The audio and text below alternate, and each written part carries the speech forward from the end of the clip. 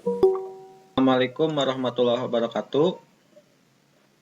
Waalaikumsalam Waalaikumsalam warahmatullahi wabarakatuh.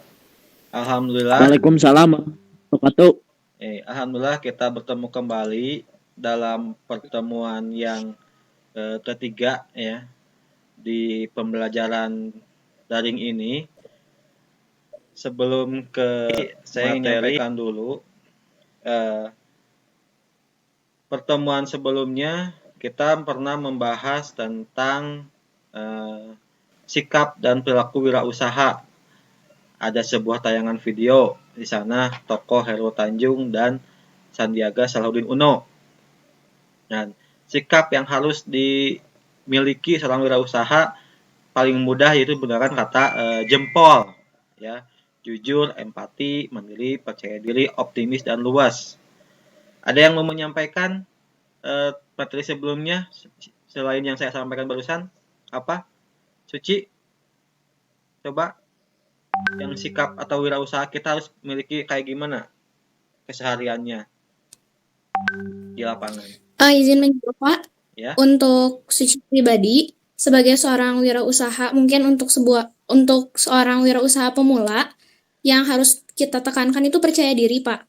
Ya. Yang kedua itu mengenal potensi diri kita sendiri. Yang ketiga, kita harus tahu aspek atau hal baru yang mau kita mulai itu seperti apa. Mungkin dari Suci pribadi seperti itu, Pak. Terima kasih ya Suci untuk reviewnya dua pertemuan sebelumnya itu tentang sikap wirausaha. Nah, sebelum melanjut ke pemateri berikutnya, absen atau daftar kehadiran yang harus diisi ya. Silahkan di apa ya? Diisi barusan untuk daftar hadir. Saya nih ini linknya. Silakan kalau ya ini dapat untuk daftar hadir presensinya.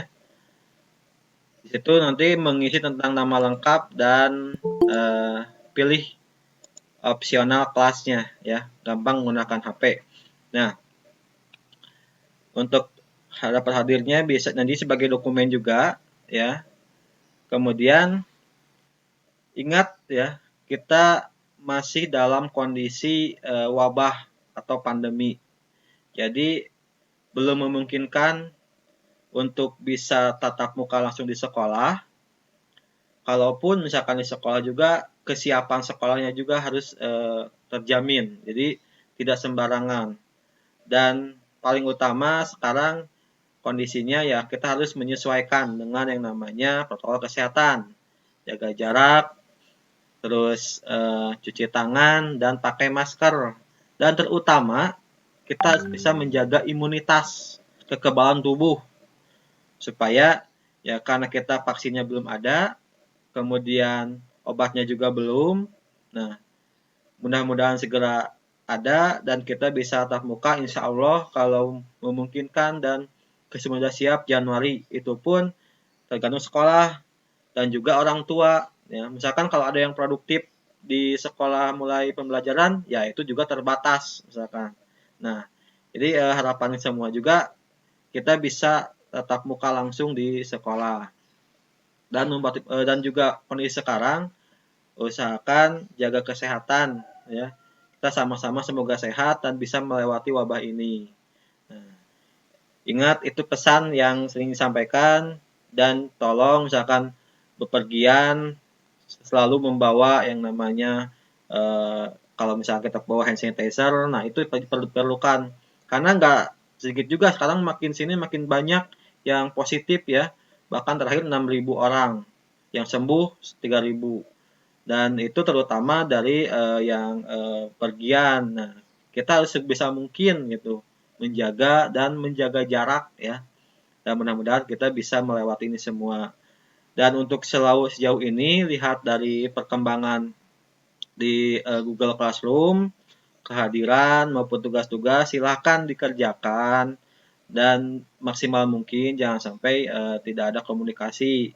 Dan saya cek di bagian nilai, bagian tugas itu untuk mengetahui perkembangan walaupun kita tidak secara langsung. Nah, untuk materi yang sekarang ini tentang namanya ini PowerPoint-nya tentang sikap prestatif ya. Nah, ini selamat datang bagi calon wirausaha muda, karena dalam PKK ini tujuannya kita semua, apalagi sekarang ada semua seorang milenial menjadi seorang wirausaha yang bisa membantu pemerintah ataupun keluarga bisa memenuhi kebutuhan hidup. Nah, wirausaha itu apa? Sebelumnya sudah pernah saya sampaikan. Nah, ini dapat hadir, nanti silahkan diisi ya. Tadi sudah saya share di pesan di chat untuk dapat hadir sikap prestatif. Ini maksudnya kita ke sini ya materinya. Berikutnya ini kompetensi atau yang akan dimiliki setelah belajar. Ya, untuk KD yang 3.1, tujuan utamanya sikap wirausaha atau perilaku. Bagaimana nanti kita belajar, yaitu menggunakan video ya, menggunakan video sikap prestatif. Silahkan nanti dicermati, diamati, kemudian nanti ada timbal baliknya berupa kesan pesannya apa dari video tersebut. Nah, materinya kurang lebih ada 4 poin. Ada pengertian kerja prestatif, tujuan dan manfaat kerja prestatif, perilaku, dan prinsip. Ini sebagai keyakinan, pegangan awal kita apa yang akan kita dapatkan dari sini. Ya, oke. Sebelumnya saya ingin cek dulu.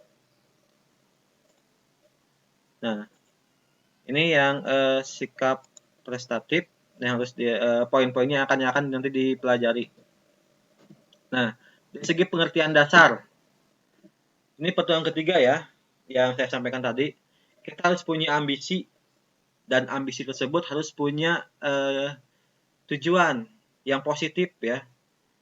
Karena dalam sikap prestatif ini, ambisinya ingin maju, ingin lebih dari orang lain. Kita harus bisa selangkah lebih maju.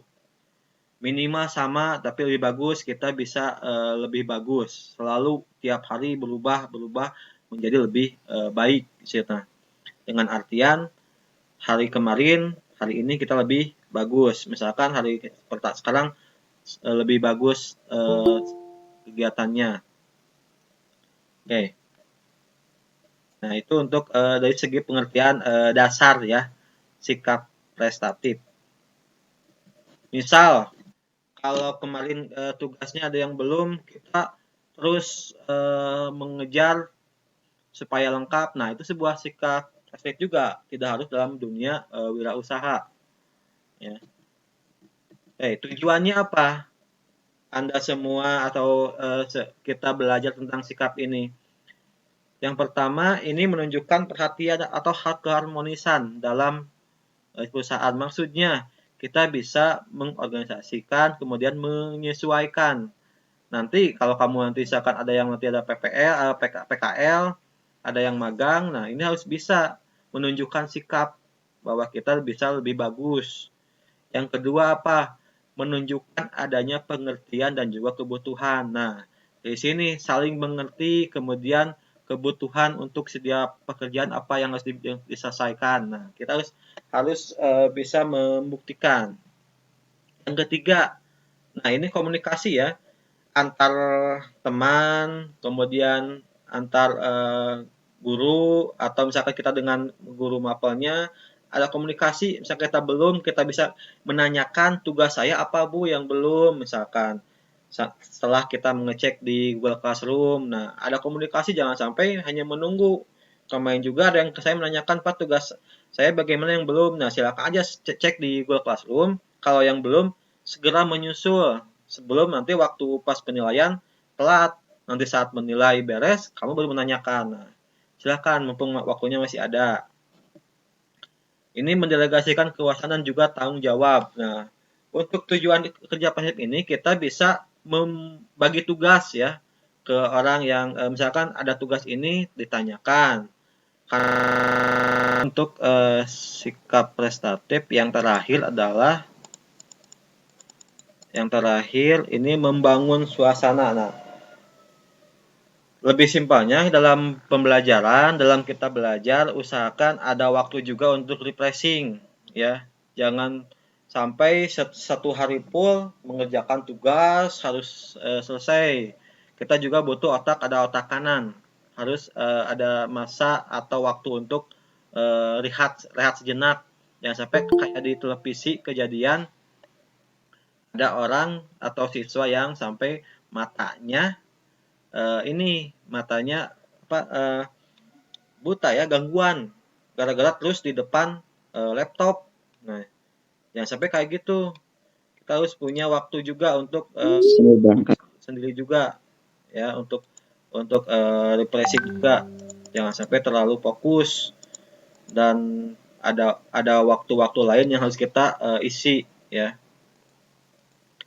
Oke, manfaatnya ada ini. Yang pertama, meningkatkan kelancaran proses produksi. Nanti kita dalam dunia ini ya, proses produksi, distribusi, konsumsi ini alur sebagai wirausaha nantinya. Ada produksi, distribusi, dan konsumsi. Kemudian sikap tanggap, kita punya sikap care. Nah, prestasi kerja lebih efektif dan efisien. Lebih kreatif, inovatif, fleksibel. Lebih kerja inovatif dan fleksibel sini. Oke, sebelum ke materi atau bahan berikutnya,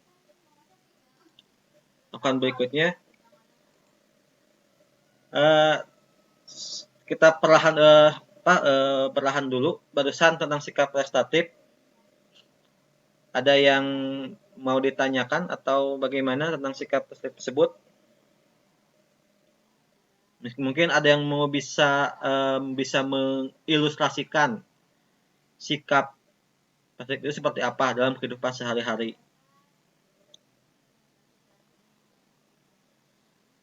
Atau mencontohkan lah mudahnya sikap itu seperti apa.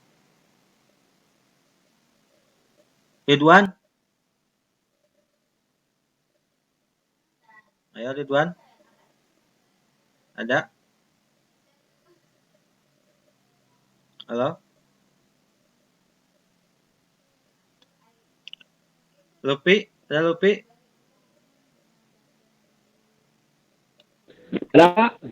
Ya, bisa disimpul sebentar tentang pengertian barusan tentang sikap prestatif sebelum ke materi berikutnya. Yang lainnya? Rahmat?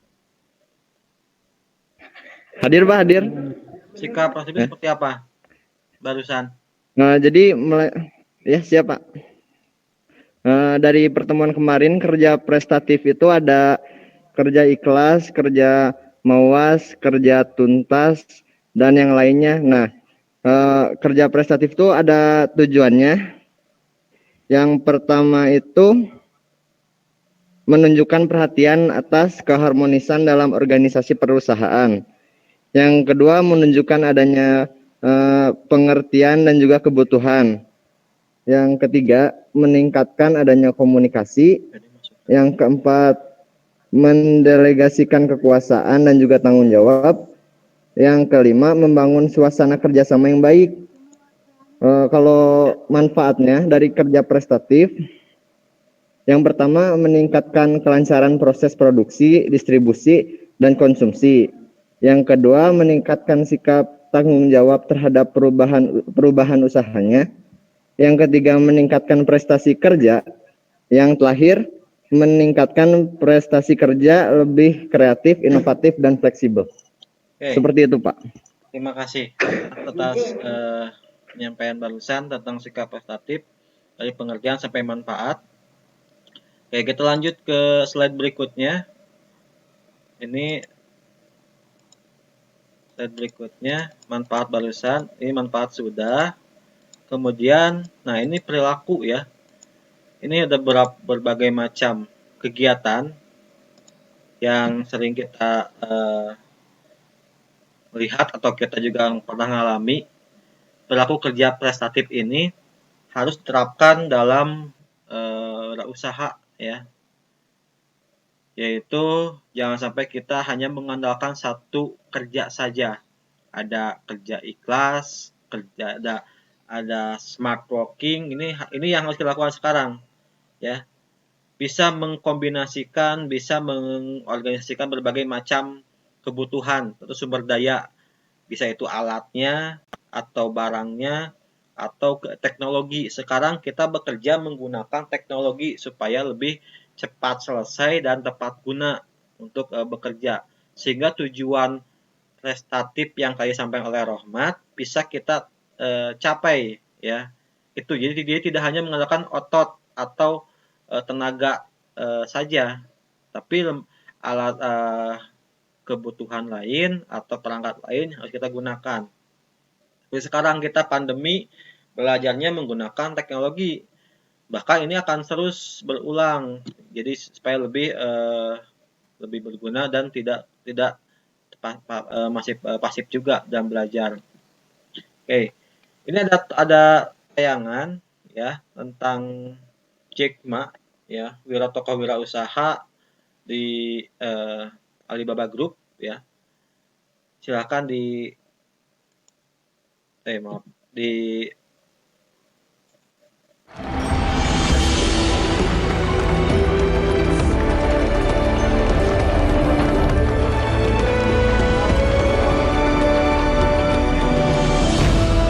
morning. Bonjour. Comment allez-vous? Well, thank you. I would love to discuss something about the failures, mistakes we made. The thing I feel most thankful is all the mistakes, all the refuse that I got. Because without that, there would never be Alibaba.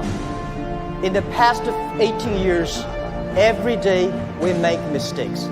Every day we were rejected. I think being rejected, being refused by people, that is very natural. Why people should help you?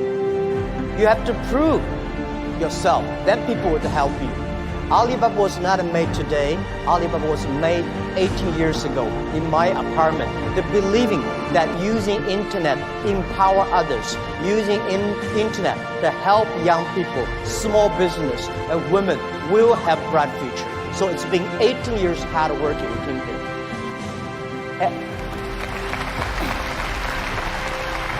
Today, there are a lot of books about us. I don't read these books because I think these books not about us. People love to see successful stories, but most of the success stories, they succeed because of the mistakes. I encourage all the young people, entrepreneurs, to learn from the mistakes. Do not study successful stories. Successful stories in the Harvard Business School, normally, there are a lot of things behind you don't know. But if you learn from the mistakes, if you learn, especially the failure case studies, it's going to help you. What I want to say is not about you. You learn from mistakes does not mean you will avoid mistakes. You will learn the attitude towards these mistakes and never give up, fighting again. Of course, it's very, very painful when you are rejected, when you're refused. I went all around looking for money. Nobody give us the money. I all go around looking for partnerships. Nobody believe small business and e-commerce in China will work. Attitude towards these mistakes and never give up, fighting again. Of course, it's very, very painful when you are rejected, when you're refused. I went all around looking for money. Nobody give us the money. I all go around looking for partnerships. Nobody believe small business and e-commerce in China will work. I was very painful that day, and when I saw one movie, Forrest Gump. I love that movie, especially the sentence that Mom said, life like a box of chocolate. You never know what you're going to get. So stay full. Stay foolish to your dream and continue to fight. So this is what we did. As an entrepreneur, we never complain. When people complain, the opportunity comes. So if you can solve the complaints, that is your opportunity. So I love to, when I talk to the entrepreneurs, I feel excited. When I'm sitting there, listen to the entrepreneurs talk, I feel inspired. I feel we are the same animal. The difference between big company and small company is not about revenue. It's about the dream. The small companies have the dreams. Most of the big companies, when they get certain size, they only have KPI. So if you fight only for next quarter, how can you survive in such a turbulent times? You have to believe the future. You have to continue to the future. You have to stay focused.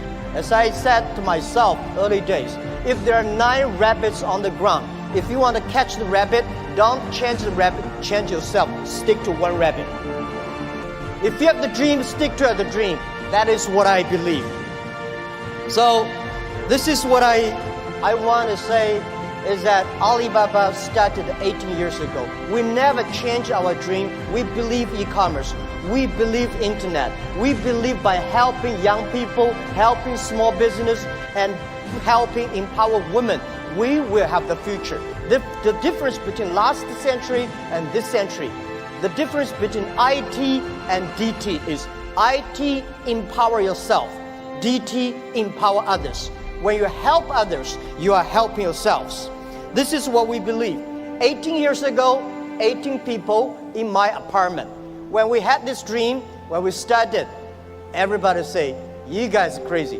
How can you do e-commerce? No infrastructure, no credit system, no logistics, no this, no that. How could you do internet? We say, if there's no logistics, let's build it. If there's no credit system, let's build it. That is why they need entrepreneurs. One of the reasons people say, what's the secret of China grow so fast?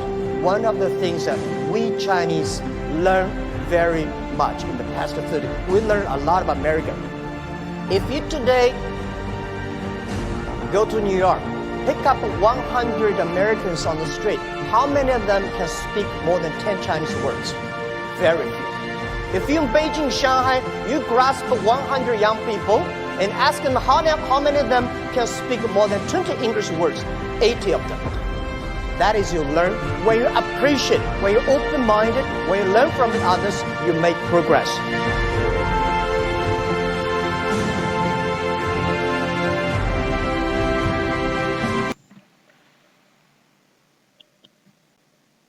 Itu tentang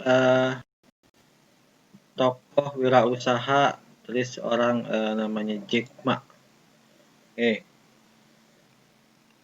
Bagaimana beliau bisa menghadapi yang namanya kegagalan berdasarkan tayangan video tersebut. Ada yang bisa menyampaikan? Tadi ada kisah tentang contoh ingin 100 orang warga Amerika datang ke Cina. Nah, kayak barusan. Dia mau saya menyampaikan kesannya barusan dari toko Jack Ma yang membangun 18 tahun Alibaba Group. Silahkan. Maksudnya menyimak ya barusan.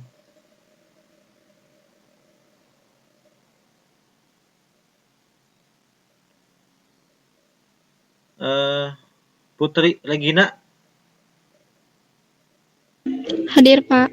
Ya, gimana barusan melihat tayangan seorang Jack Ma dihubungkan dengan sikap prestatifnya?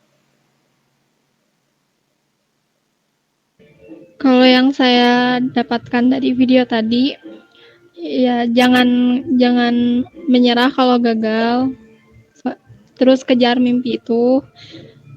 Apalagi? Ya, cukup. Yang barusan sampaikan betul. Beliau sudah terbiasa mengalami kegagalan, ya. Berjumpa dengan kegagalan itu udah biasa, bukan sekali dua kali. Bahkan untuk bekerja pun ditolak berkali-kali. Membangun bisnis pun berkali-kali gagal. Tapi dengan kita mempelajari kegagalan, kita akan menemukan proses kenapa kita gagal sehingga dipelajari, sehingga membuat kita nantinya akan bisa berhasil. Maka prestatif itu, kemajuan itu akan didapat. Nah, kita tes berkali-kali sambil dipelajari, jadi jangan sampai udah gagal, udah saja, tapi dicerna mana yang salah langkahnya, seperti kita naik kendaraan atau ingin naik motor, kenapa ini sampai bisa kita terjatuh misalkan. Nah, itu dipelajari juga sehingga kita punya berpikiran untuk maju. Nah, Jack Ma pun demikian. Alibaba nggak kayak sekarang sekian triliun, tapi bertahun-tahun membangun, mengejar mitranya dan supply sampai ke Indonesia. Nah, itu ya untuk yang Jack Ma barusan. Terima kasih untuk Putri atas penyampaiannya. Nah, kita ke materi berikutnya tentang macam-macam sikap prestatif ya. Macam-macamnya. Ini ada kerja tuntas yang tadi disampaikan oleh Rohmat ya. Yang disampaikan ini macam-macamnya ya. Kerja tuntas, kerja mawas, kerja keras, kerja cerdas, kerja ikhlas. Saya tambahkan kerja selaras. Ini maksudnya adalah menyeimbangkan atau mengkombinasikan. Nah, ini pengertiannya. Dulu pernah saya sedikit ulas di pertemuan sebelumnya. Kerja keras kita lebih kepada otot ya sini, karena ya untuk fisik lebih kepada fisik. Nah, untuk kerja ikhlas ini lebih kepada dua imbalan atau dua timbal balik.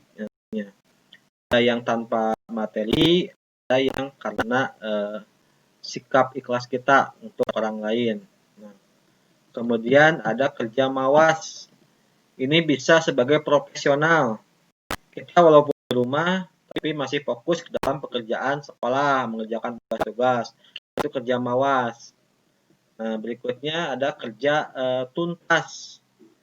Tidak setengah-setengah. Misal ada tugas diselesaikan ya sampai yang diminta tuntas. Benar salah itu hal lain, itu masalah lain. Yang penting kita udah coba mengerjakan semampunya. Misalkan 10 nomor kerjakan selesai, udah. Tapi kalau hasil, nah itu bagi hal lain untuk kerja tuntas ini.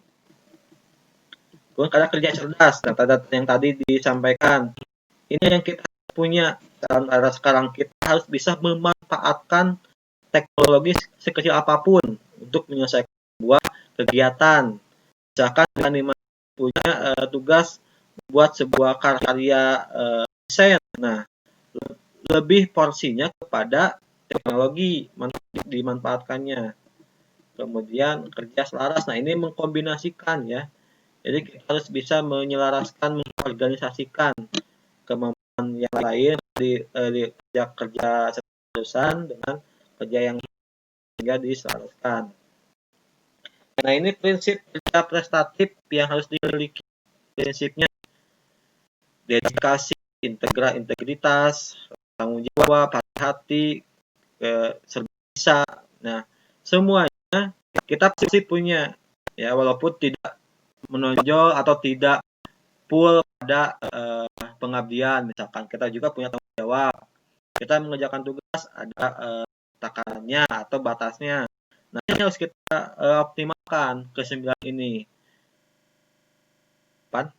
Ini tentang sikap prestatif. Ada yang menyimpulkan bagian akhir ini tentang sikap prestatif seperti apa. Dari pengertian, falsafahnya, prinsip, sampai ke tokoh barusan. Yang harus dilaksanakan dalam kegiatan nyata seorang pelajar. Kayak gimana? Silahkan. Ini ada 21 orang nih. Coba yang lain. Zalpa. Oke, silahkan. Simpulannya seperti apa? Zalpa? Zalpa Nada? Hadir. Oke, silahkan. Hadir. Udah kurang lebih hampir 30 menit. Silahkan disampaikan simpulannya seperti apa yang didapatkan barusan. Terutama aplikasinya ya, silakan coba diilustrasikan contoh di kegiatan sehari-hari sebagai pelajar atau siswa dari sikap prestatif tersebut. Silakan uraikan. Untuk contoh sikapnya, seperti mengerjakan tugas tepat waktu.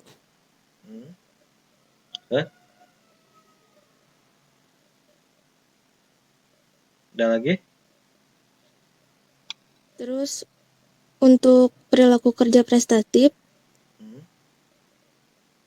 kita sebagai seorang wirausahawan jangan hanya mengandalkan otot atau tenaga saja, usahakan menggunakan teknologi sekecil apapun. Terus belajar dari kesalahan, fokus pada satu mimpi walaupun gagal berulang kali. Oke. Terima kasih, itu jawaban yang mencakup tadi yang saya sampaikan. Saya sampai salah satu sampai slide kurang lebih 20 slide. Ya, kita fokus, kita bangkit, gagal bangkit lagi, ya, bangun lagi, jangan sampai terkubur selamanya. Terus karena kita punya mimpi itu harus diaplikasikan, harus di dalam kehidupan nyata.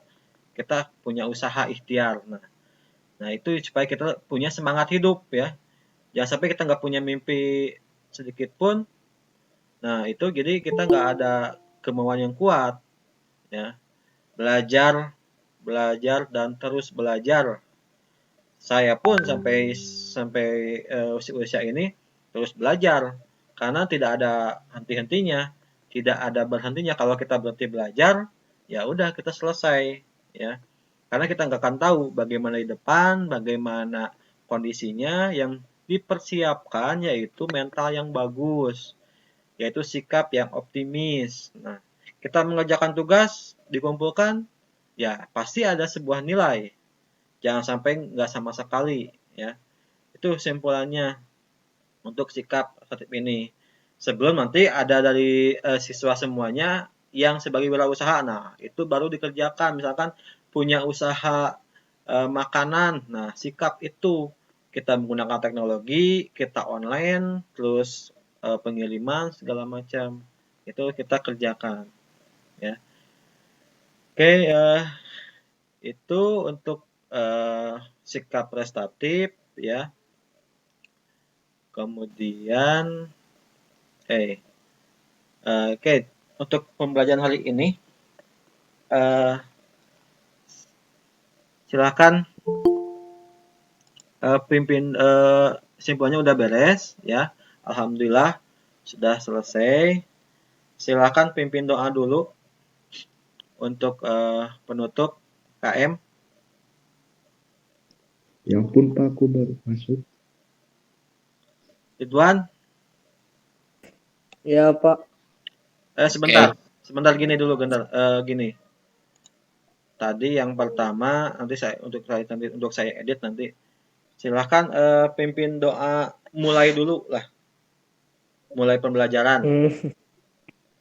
Siap Pak. Okay. Assalamualaikum. Sebelum kita memulai meet hari ini. Waalaikumsalam. Sebentar. Agak di jarak dulu. Bentar. Nah, sekarang silakan doa penutup.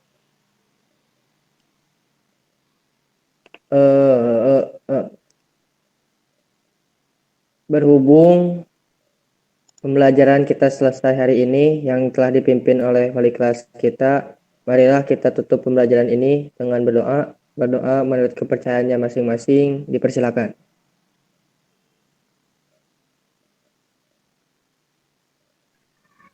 Doa selesai. Alhamdulillah. Amin. Nanti silakan diisi, ya. Itu untuk evaluasinya. Untuk soal-soal evaluasi hanya kayak 10 soal pilihan ganda lah.